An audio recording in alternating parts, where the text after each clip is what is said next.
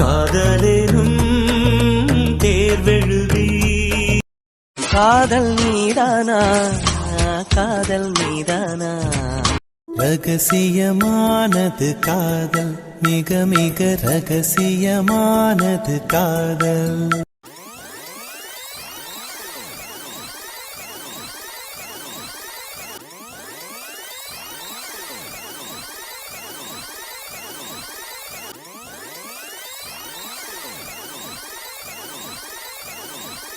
நல்லா இருக்கீங்களாப்பா?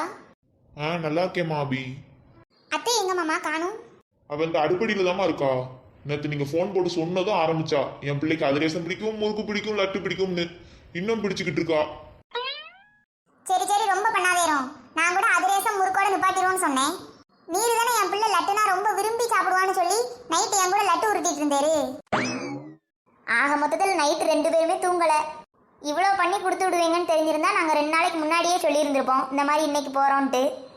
சாரி கையிலம்மா, சடனாக சொன்னதுக்கு. அதெல்லாம் ஒன்றும் இல்லைம்மா, இப்போ பகலில் தூங்கிக்கிட வேண்டியதேன். இப்போ சும்மா தானே இருக்க போகிறோம். வாங்கம்மா. வாபத்மா வாடி. இங்கே நம்ம ஒருத்தி இருக்கிறதே யாரும் பார்க்கல போலையே. அத்தே, அது அபி, என்னோட க்ளோஸ் ஃப்ரெண்டு. அப்புறம் அங்கிட்டு இருக்கிறது என்னோட தங்கச்சி. உன் தங்கச்சி எனக்கு தெரியும் கையல். உங்கள் கல்யாணத்தில் இருந்தால அதுக்குள்ளேயே மறப்பேன். எல்லாரும் வாங்க. என்னடி வீட்டுக்கு வரேன்னு சொல்லவே இல்லை? ஆமாம் கையல், நீ கூட தான் கல்யாணம் பண்ண போறேன்னு சொல்லவே இல்லை. சரி சரி விடுடி, அதெல்லாம் ஒரு ஃப்ளோவில் நடந்துருச்சு. அப்புறம் ஆளு எப்படி இருக்க? நல்லா இருக்கேண்ணா, நீங்கள் நல்லா இருக்கீங்களா? அதெல்லாம் நல்லாவே இருப்பீங்க. கோயிலில் வாட்ச்மேன் வேலை பார்த்தே என் ஃப்ரெண்டை கல்யாணம் பண்ணிட்டீங்க. அதானே, என்னடா இன்னும் வண்டி நம்மளை வம்புழுக்கலையேன்னு பார்த்தேன். அப்புறம் டி, ஆஃபீஸ்லாம் எப்படி போகுது? அது நல்லா போகுது கையல். அவளுக்கு என்ன, நல்லா அவள் ஆளோட ஆஃபீஸ் போகிறேங்கிற பேரில் என்ஜாய் பண்ணிகிட்டு இருக்கா நீ. இப்போ இதை அவங்க உன்கிட்ட கேட்டாங்களா? சும்மா ஒரு விளம்பரண்டி. என்ன காவியா, டியூஷன் போலையா இன்னைக்கு? நல்லா படிக்கிறியா? இன்னைக்கு இங்கே வாரம் டியூஷன் லீவ் போட்டேங்க்கா. நல்லா தான் படிக்கேன். எப்பா, எவ்வளோ நாள் ஆச்சு இந்த மாதிரி அக்கானு கூப்பிட்டு. காதுக்கு நல்லா இனிமையாக இருக்குடி. பாவம்மா கையல், அவளை கிண்டல் பண்ணாத. எவ்வளோ ஆசையோடு அக்காவை பார்க்க வந்திருக்கா, நீ இப்படி கிண்டல் பண்ணிக்கிட்டு இருக்க. எட்டே, உங்களுக்கு தான் என் தங்கச்சியை பற்றி தெரியல. அவள் முன்னாடி ஒரு வார்த்தை சொன்னா, கவனிச்சிங்களா? உன்னை பார்க்க வர்றதுனால டியூஷன் போகலன்னு. அவள் டியூஷனை கட்டடிக்கிறதுக்காண்டி தான் என்னை பார்க்கவே வந்திருக்கா. கரெக்டாக கண்டுபிடிச்சிட்டா. என்ன காவியா, அப்படி தானே? இல்லை அக்காவை மிஸ் பண்ணியா? சே, எனக்கு இப்போ தான் நிம்மதியாக இருக்குது. எனக்குன்னு ஒரு ரூமு, எனக்குன்னு ஒரு பெட்டு, நல்லா ஜாலியாக இருக்குது. அம்மா எனக்கு பிடிச்சதா கேட்டு கேட்டு பண்ணித்தாரா. நல்லா போய் சொல்கிறான் நீ. ஆமாடி, நாங்கள் கையில் பார்க்க போகிறோன்னு சொன்னதும் உங்கள் அம்மாட்ட அடம் பிடிக்க ஆரம்பிச்சா. ஒரே அடம், உங்கள் அம்மா ஓகே சொல்கிற வர. அது மட்டுமா, நீ கல்யாணம் பண்ணி போயிட்டேன்னு ஒரே அழுக தான் போல. அங்கே ஒரு குடம் நிறைய தண்ணி பிடிச்சி வச்சுருக்காங்க. இவ அழுது எங்கள் அம்மாவை சொல்லணும். இதெல்லாம் சொல்ல வேணான்னு சொன்னால் கேட்டுச்சா? இப்படி எல்லாரும் முன்னாடி மானத்தை வாங்கிட்டேங்களேக்கா.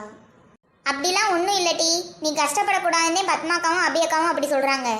சரி இந்தாடி, உனக்காக உன் குடும்பமே கஷ்டப்பட்டு அதிரேசம் முறுக்குலாம் பண்ணி கொடுத்துருக்காங்க. உனக்கு தான் எங்கள் அம்மா பண்ணுற முறுக்கு பிடிக்கும்ல அபி, நீ கொஞ்சம் எடுத்துக்கோ. இல்லடி, இருக்கட்டும், அதெல்லாம் ஒன்றும் வேண்டாம்.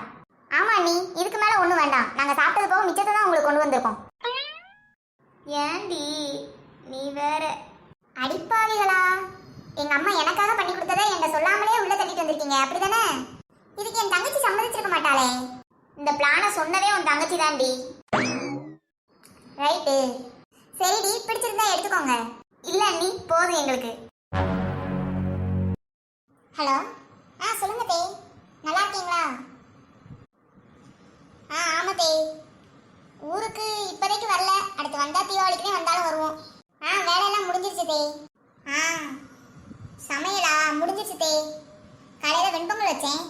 ஊற்றிக்க சாம்பார் சட்னி வச்சுட்டு சரி உளுந்த வடை கொஞ்சம் போட்டுருவோன்னு உளுந்த வடை கொஞ்சம் போட்டேன்.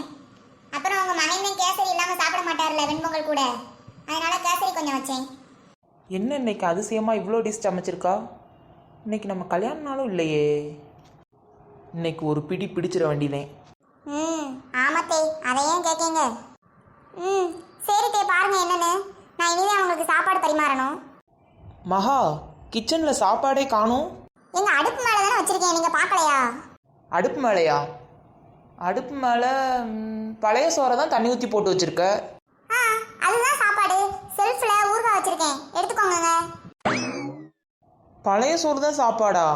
அப்புறம் எங்கள் அம்மாட்ட வெண்பொங்கல் சாம்பார் கேசரி வடான்னுட்டு இருந்த. அது சும்மா சொன்னீங்க. அப்புறம் பழைய சோறு தான் வச்சிருக்கேன் அப்படின்னு சொல்லவா முடியும்? அப்புறம் உங்க அம்மா என்ன நினைப்பாங்க?